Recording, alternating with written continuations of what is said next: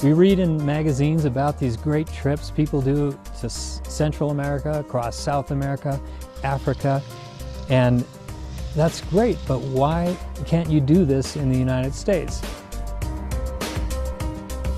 We did Washington last summer, and it was a fantastic project. We wanted to keep doing it in other states, and the debate was pretty short. We decided that Utah was going to be the next one because all of us have been down here hiking, backpacking, mountain biking, and riding motorcycles, and we just knew you can't beat the landscapes. One minute it's sand, and the next minute it's mud, and the next minute it's rock, and the next minute it's back to gravel and sand and more mud. It's like it's constantly throwing little challenges at you, and that's the fun bit of riding in Utah and riding off-road in Utah. The purpose of the route is to see beautiful sights and get away from hotels and stuff and camp, wake up in the desert.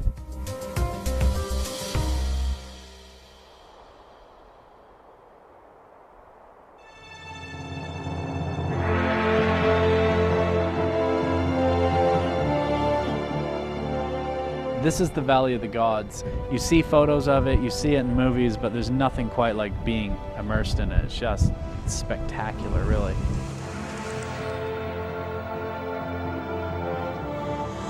Only one of numerous breathtaking landscapes during the group's 9-day trip across the state of Utah.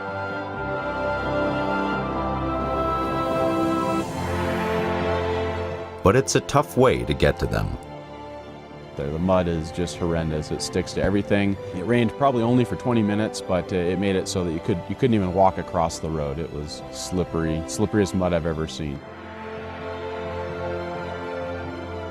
One of the route's highlights, the Canyonlands region.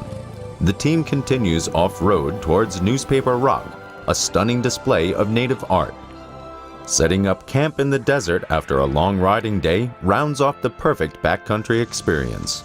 It's incredibly scenic, and the road was really fun, and it got pretty technical a couple of times. And that big GS is really surprising me how it's making it through all this stuff, but it's a very maneuverable bike.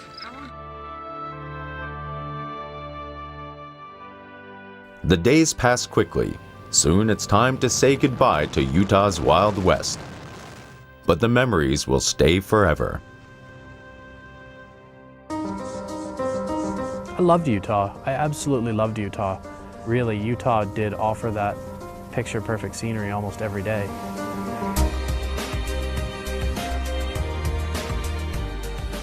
Utah is so expansive, it's so large, it's so magnificent that you want to see as much as you can, and the UT BDR really just scratches the surface. It's just our interpretation of the way you should take north, south to north with as much dirt and gravel as possible. There's only one way to see something is you have to go there. And sometimes it's a non-paved road.